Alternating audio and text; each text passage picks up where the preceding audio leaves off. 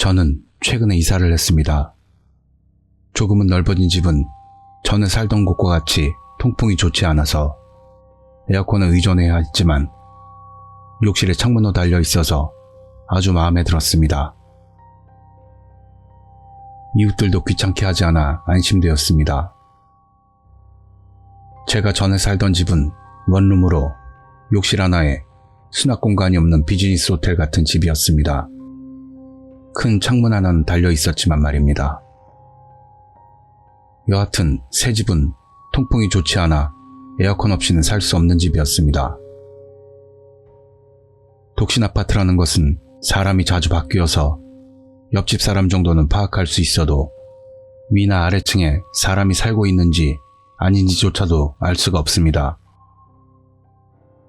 어느 날 벨이 울려서 나가보니 옆집으로 이사 왔다면서 40대 정도의 남자가 선물용 과자 상자를 전하면서 정중히 인사를 건넸습니다. 제가 사는 아파트는 방음만은 한몫하기 때문에 제법 큰 소리를 내지 않는 한 옆집들의 생활음은 들리지 않습니다. 그래서 그런지 이사하는 소리를 듣지 못했습니다.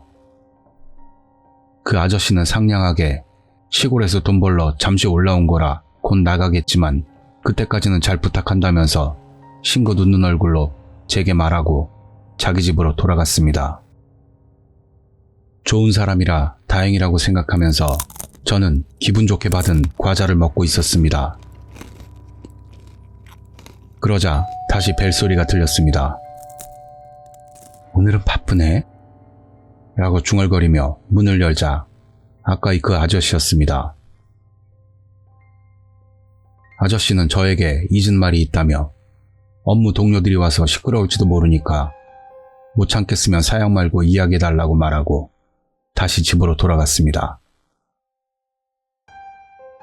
저는 당시 알바로 이것저것 하며 사는 중이었습니다.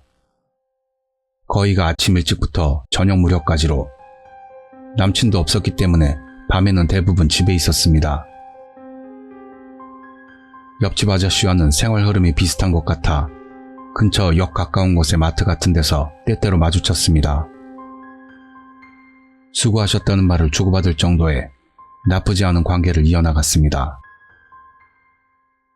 그런데 조금 곤란한 일도 있었습니다.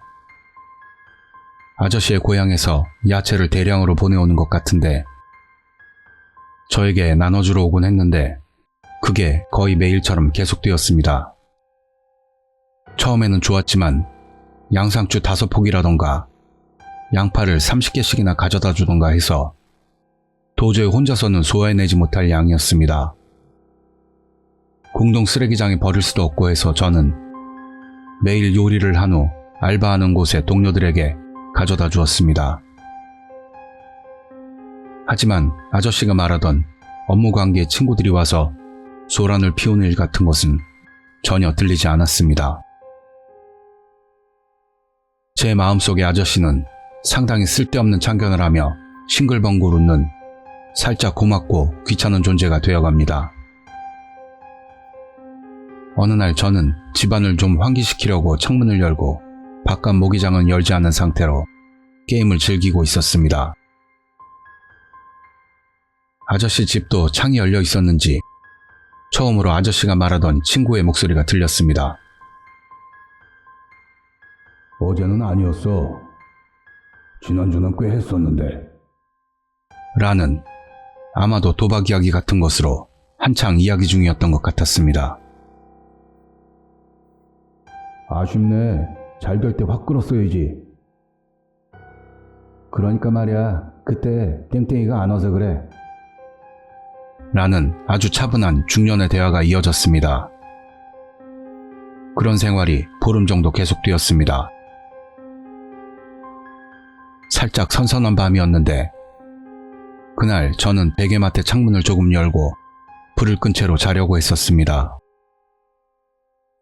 선잠이 들었을 즈음 몸을 반대쪽으로 돌려 창 쪽을 향했습니다. 그곳에는 아저씨가 미소 짓고 서 있었습니다. 창 건너편은 베란다.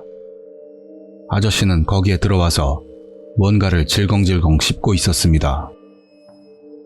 저는 갑작스런 상황에 완전히 얼어붙어서 그저 아저씨를 보고 있을 수밖에 없었습니다.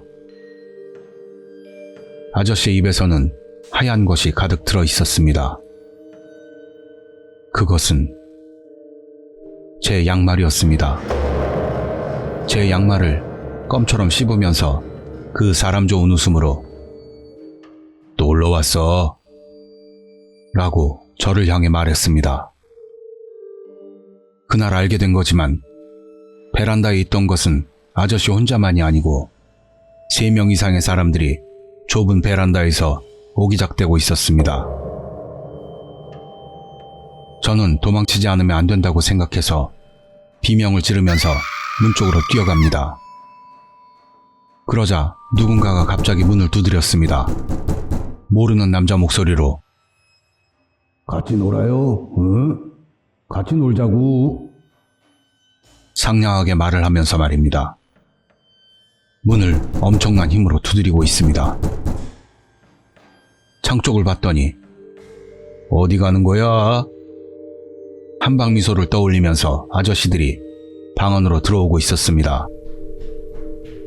저는 곧바로 욕실로 들어가 도움도 되지 않는 자물쇠를 겁니다. 그리고 두 손으로 욕실 문을 막았습니다. 오늘은 좀 춥지 않아? 이런 날은 어디서 놀까? 아저씨는 친절한 목소리 그대로 욕실 문을 부수려는 듯 갑자기 몽둥이 같은 것으로 두드리기 시작합니다. 문을 두드려 부수고 욕실에 침입한 아저씨는 온몸에 힘이 들어갈 정도로 부들부들 떨고 있었습니다. 그런데도 얼굴은 웃고 있는 그대로입니다. 현관문을 여는 소리가 들렸습니다. 같이 있는 아저씨들도 모두 웃고 있습니다. 저는 그만둬! 그들에게 소리쳤습니다. 그러자 아저씨는 안 놀 거야? 라며 얼굴을 가까이 들이댑니다. 얼굴에선 웃음기도 사라져 있었습니다. 아저씨는 뒤를 돌아보더니 패거리들에게 이야기하기 시작합니다. 달라 보이네. 핑크가 아닐지도 몰라. 난 하고 싶은데. 역시 다른 거로 하련다. 라며 뭔 말인지도 모를 이야기를 끝내더니 다시 저를 돌아보았습니다.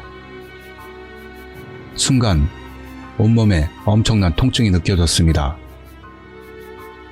아저씨는 정색을 한 채로 저의 배를 걷어찼고 저는 욕조로 내던져진 것입니다. 가루가 될 때까지 잘근잘근 잘라줄게. 잘못됐으니까.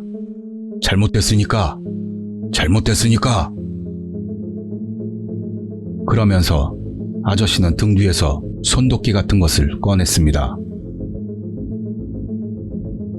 그때 벨이 울렸습니다. 경찰입니다. 근처에서 신고가 들어와서요. 하늘이 도운 걸까요? 경찰이 문을 열기 전에 아저씨들은 베란다를 통해 달아났습니다. 저는 한동안 입원했다가 경찰에게 사건 경위를 설명할 때 집주인분도 동석하여 여러 가지를 이야기해 줬습니다.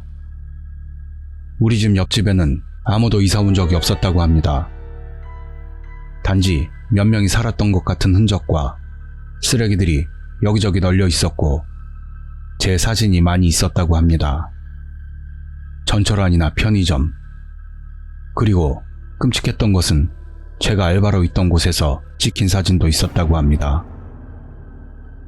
그리고 달력에는 동그라미와 X가 쓰여 있었다고 들었습니다.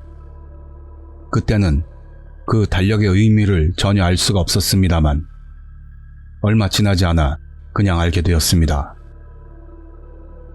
제가 한 번이라도 창문을 열었던 날에는 동그라미, 열지 않았던 날은 X였던 겁니다. 그 옆집에서 들렸던 대화 내용도 도박에 관한 이야기가 아니었습니다. 제가 창을 열어둔 채로 자는 날을 조용히 기다리면서 메일을 베란다를 통해 확인했을 겁니다.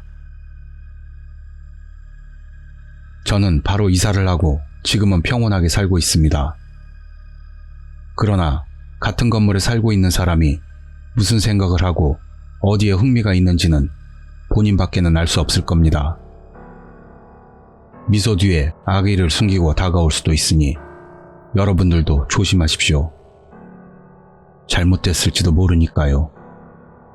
누군가에게는 잘못됐을지도 모르니까요.